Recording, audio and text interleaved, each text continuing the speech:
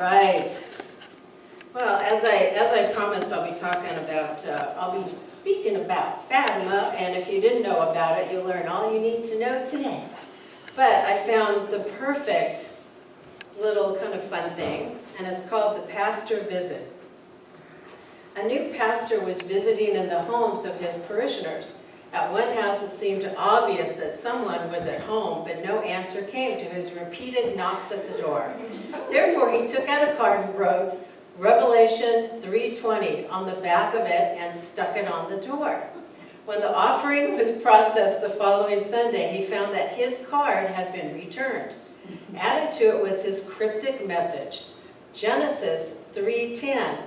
Oh, to this cryptic message, Genesis 3:10. Reaching for his Bible to check out the citation, he broke up in gales of laughter.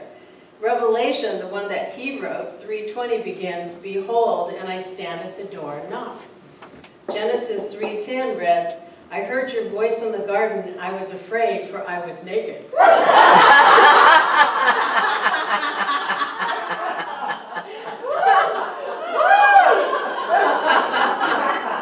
that amazing? Oh, well, we were in Portugal, as you know. I was gone, and I looked at the itinerary, and I didn't know that we were going to go to Fatima. And Fatima, and I'll read a little bit about this, but Fatima is where the three children saw the Holy Mother. I just call her the Holy Mother. They call her the Lady of the Rosary. But let me just read the very beginning of this, okay? It's a little small, but I think I can do it. On May 13, 1917, this is during the war, 3 children were pasturing their little flock of sheep in the Cova de Aria, parish of Fatima, town of Villanova de Ouro, today the Diocese of Loria Fatima. They were called Lucia de Jesus, age 10, and her cousins, Francisco and Juanita Marto, ages 9 and 7. About midday, after praying the rosary, isn't that interesting, as was their custom, they were amusing themselves building a little house of stones scattered around the place where the basilica now stands. And this is a huge place, by the way.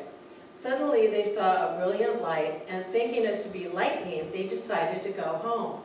But they went down to the slope, another flash lit up the place, and they saw on the top of a hole mark where the chapel of the apparitions now stands, a lady more brilliant than the sun, from whose hands hung a white rosary. I didn't know all this, by the way, when I went there. The lady told the 3 shepherds that it was necessary to pray much, and she invited them to return to the Cova de Arena during 5 consecutive months on the 13th day at that hour. The children did so, and the 13th day of June, July, September, and October, the lady appeared to them again and spoke to them in the Cova de Arena. On the 19th of August, the apparition took place at Villajos, about 500 meters from the, I can't even say all those names, at Justriel, because on the 13th, the children had been carried off by the local administrator to Villanova de Ouro. Okay, and what had happened is that during that time, you know, they were all these people, once these children started talking about their occurrence, then people were starting to flock to this place to see the Lady of the Rosary. And what happened, somebody in the government took the children. And there's a movie about it, and we are going to show it here. Because I looked it up, and I'm getting little God bumps. Because I think I saw it, but it shows exactly what was going on during that time period, because he was trying to get them to confess and to say that it was a hoax. Here's these innocent children, probably not well educated, and that they were now being held by this man, and eventually he had to let them go. At the last apparition on October 13, with about 70,000 people present, the lady said to them that she was the Lady of the Rosary, and that a chapel was to be built there in her honor. After the apparition, all present witnessed the miracle promised to the 3 children in July and September. The sun, resembling a silver disc, could be gazed at without difficulty, and whirling on itself like a wheel of fire, it seemed about to fall to the earth. Afterwards, when Lucia was a religious sister of Saint Dorothy, Our Lady appeared to her again in Spain, December 10, 1925, and in February 1926 in the convent, and on the night of June 13th on the convent of Tui, representing the devotion of the 5 first Saturdays to pray the rosary, meditate on the mystery of the rosaries, confess and receive Holy Communion. Whoa, this is getting good. Oh, this is great. I love how the Catholics. In reparation for the sins committed against the Immaculate Heart of Mary and the consecration of Russia to the same Immaculate Heart. This request has been announced and is called the Secret of Fatima. Years later, St. Lucia related that between April and October of 1916, an angel had appeared to the 3 seers on 3 occasions, twice and then once in the well of the garden behind Lucia's house, who exhorted them in prayer and penance. Since 1917, pilgrims have not ceased to come to the Cova, and thousands upon thousands from all parts of the world, at first on the 13th of each month, later during the summer and winter holidays, and now more and more at weekends and all day, all year round. So that's why they call her the Lady of the Sun, because when people come, they were able to see that. Then I was researching this a while, and there was somebody who is, I don't know, science.com or something. Oh, and it was because of this and that, blah, blah, blah. But because of that, I really believe that these people, because of their faith, they just believe that things are going to happen for them. And there's stories that I was reading about different healings.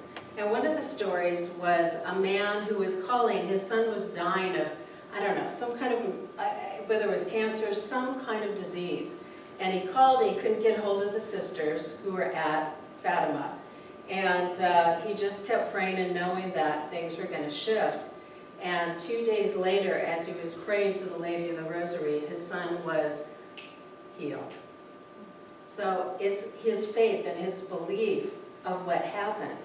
So when we were there, I thought, okay, I had no idea where all these things are. They have a chapel, they have a huge statue, but it's not of her. It's actually of Jesus. And, you know, it was the place where she appeared. And then they have 3 spigots of water that you can get. And I go, why do they have water things there? And then I went into the little store, and I was able to get little bottles to fill up the holy water. So guess what we'll be doing next week?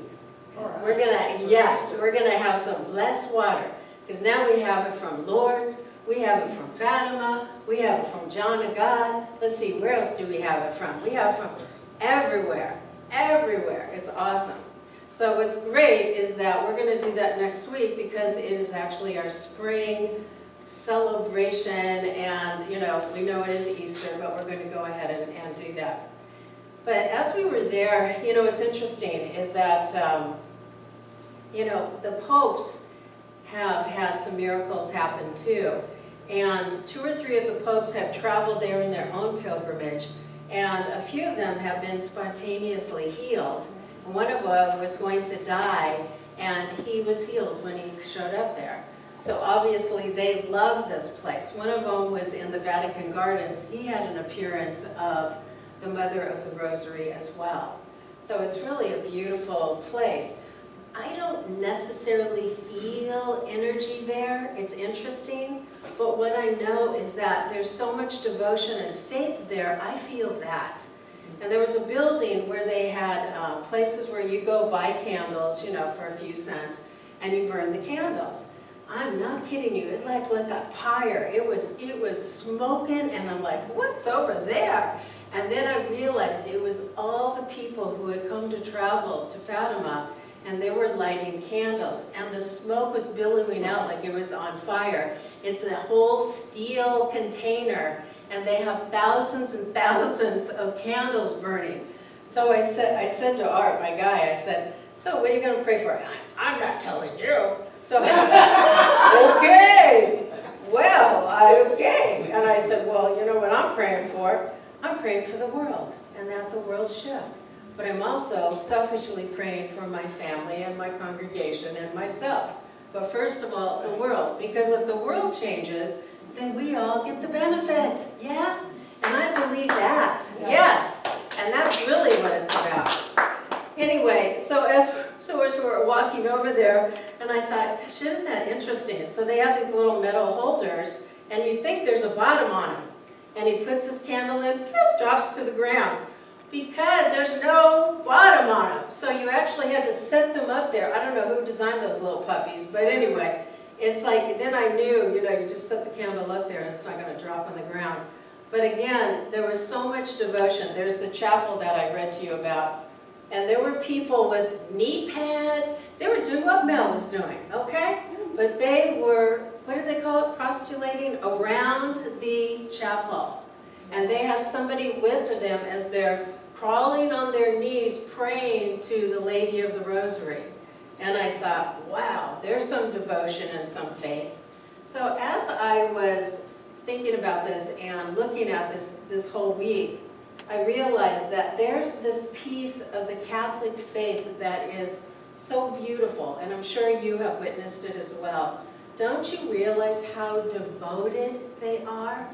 They are so devoted, and they're so willing to give in and allow God to guide their lives. The negative, or I'm not going to say negative, the downside is that they call themselves miserable sinners. We don't believe that here at all, do we?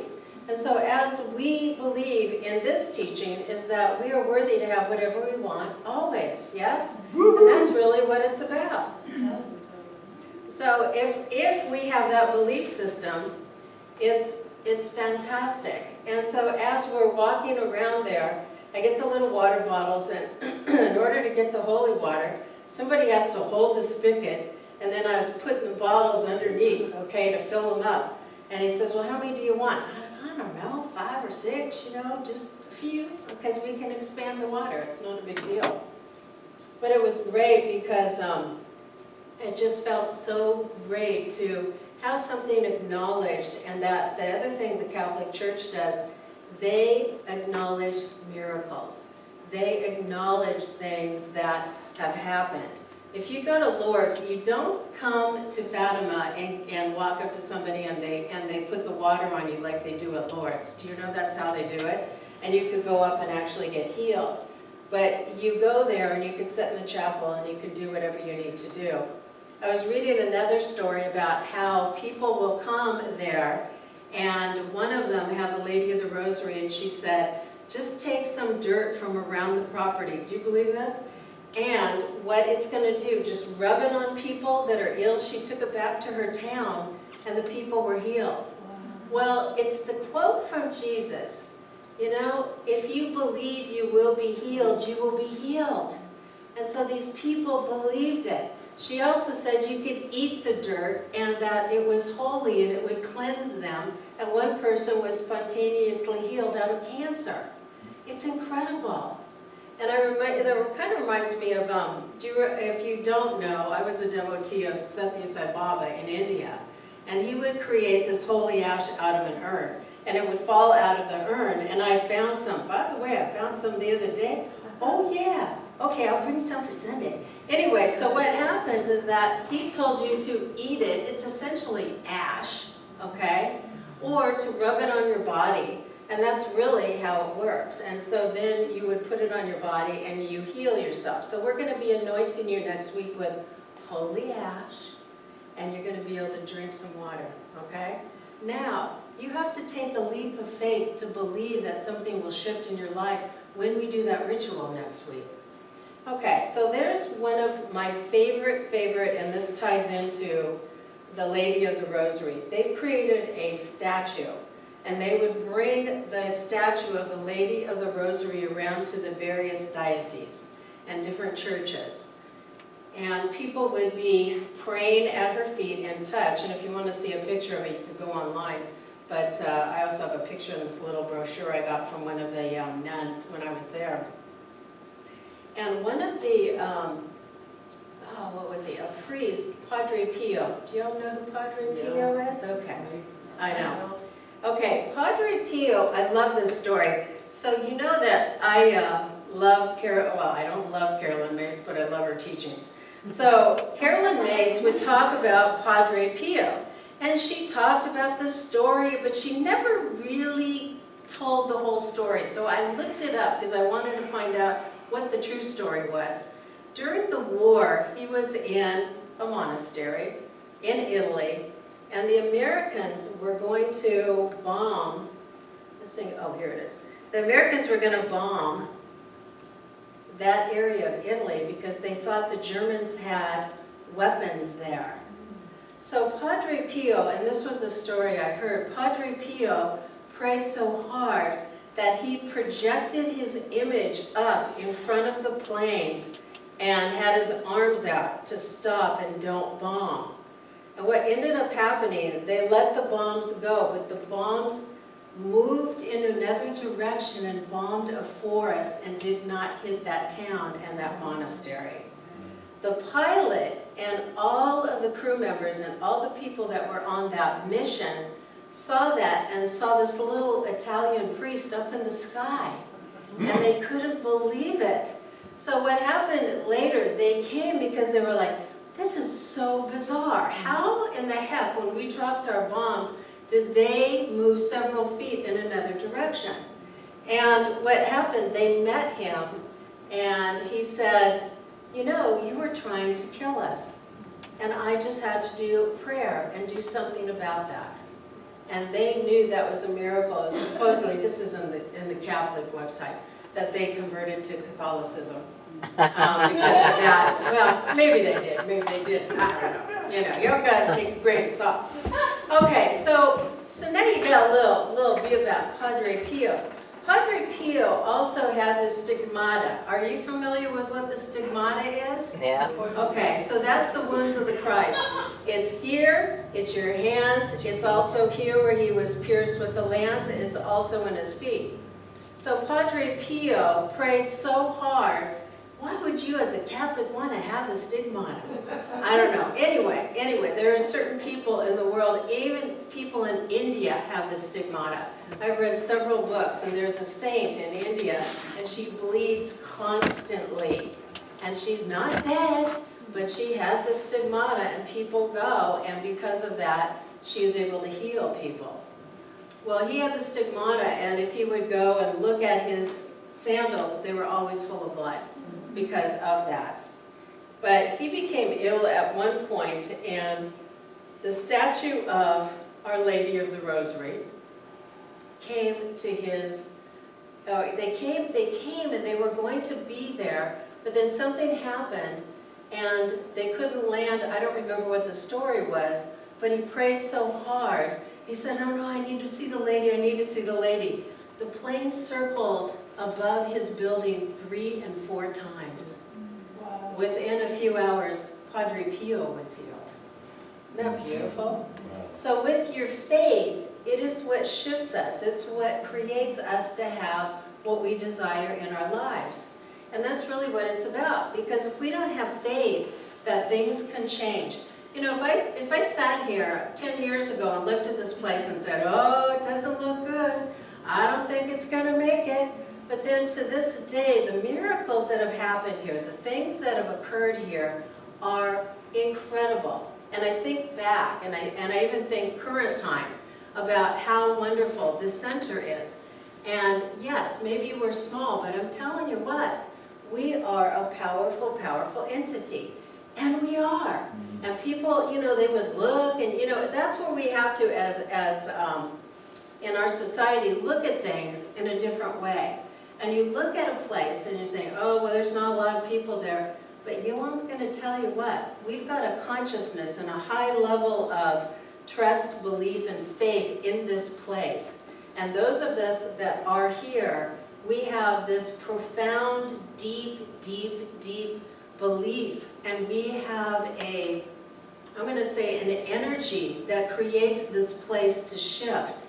So I have talked to probably, we've had at least 200 people come through here, at least, since I've been here. Because people come into Santa Barbara and they can't afford it, and then they move out, okay? And what happens is that they'll come here for a period of time, and then they go, oh my gosh, my life got really great. I got the job, I got this, I got that. So I realized that this teaching is a teaching that will help us get what we desire, and they may or may not stay here for 20 years. They may or may not be here for the long term. But what happens is that they're going to have a profound shift in their life. And if we've created that to happen, that's all that we need to know, right? That's all that we have to do. So with that, just believe that things can happen. Believe and know that you will have what you desire in your life. You've got to create an intention. You've got to create what you want. So these people that they go in front of the Lady of the Rosary, they have a deep, pure intention to be healed. They have a deep, pure intention and the faith that they are healed. I picked up Unity magazine because I get this too, the Daily Word. And it says, I step forward in faith and my life is blessed. Throughout his ministry, Jesus shared words of encouragement, reminding us that faith, even the size of a mustard seed, can bring about positive results. Faith is more than a feeling. It is an action, a conscious choice to turn to and trust in God. Faith is taking the first step even when you don't see the whole staircase. These words of Martin Luther King Jr. emphasize the importance of trusting in my higher power as I take the first step. And as we read, this all ties in together. As EJ read from Spiritual Economics, as I'm reading here today, it's that we have a different mindset. There's an appearance of something that doesn't look good. But then we turn it around to realize that we can have a shift, that we can make it something better. And then from that, the blessings flow. When I put my feet beneath my faith, I am not a passive participant in life. I am a positive, faith-filled, active person. God life within me creates a life of meaning and purpose. I step forward with the assurance that my divine nature guides me along life's path. And here's the quote you all know, okay? And to the centurion, Jesus said, go, let it be done for you according to your faith. And if we have that belief and if we have that faith, our lives shift and our lives will be miraculous. And that's really what it's about. So just believe, even when things look bad, even when things aren't what we want them to be. There's circumstances that will happen in your life, and there's occurrences that are there to grow you. They are there to help you to move and lift up in consciousness. Because if we don't have that catalyst to help us grow, we're not going to shift, we're not going to expand, and we're not going to be open to spirit. Yes? So as we know that truth, just know this week, as life goes on, and as you're moving in your life, that you are blessed, you are held in the loving embrace of God. And I'm not just saying this isn't rote. I know it, I feel it, I accept it. And the one thing that I'm praying about, because I'm going to go see my mom probably in about 2 or 3 weeks, and I'm having a little bit of a struggle with that because she is like Miss Negative Nelly with the Fox News stuff right now. And I'm having to not judge it, but the growth is for me is how can I do this in a loving way and be with my mother and not be a total brat, because I've been kind of pondering this for the last week since I had a conversation. And the one thing that changes everything is love. And we had a conversation and she got kind of weird on me, and why are you always asking me how I am and what's your agenda? I'm like, whoa, wow. I ask everybody how they are. Okay, so the thing I had to do in that moment is say, you know, I just really love you. I just really love you. And all I want to do is have a conversation with you about the family, what's going on in your life, and if you don't think that's important, that's okay, we'll talk about something else, but I choose not to talk about things that we have no control over. So I'm going to continue to pray on that, and that's what I encourage you to do. So as you are with people, and if they start to say things and you don't really resonate, you know what? Love, love, love, baby, because love is the most potent thing on the planet. It really is. So with that, whatever situation you have, whatever negative or difficult people you have in your life, just send them love. Because again, that will shift it. It will change the whole atmosphere of that relationship, and your whole life will become blessed. Yes? All right, so let's see, what's the affirmation we could close with? Because people need to completely love and accept themselves, but let's say it another way. Anybody have a good one you want to come up with besides me? Okay? I completely love, adore, and accept myself. How about that? You want to close with that? I completely love, adore, and accept myself. So whatever happens, whatever people come into your life, guess what? That statement will shift the whole energy around it. So much blessings, my beloveds, and enjoy your week. And let the Lady of the Rosary give you little blessings this week. Why not? We talked about her, so she's present. Thank you.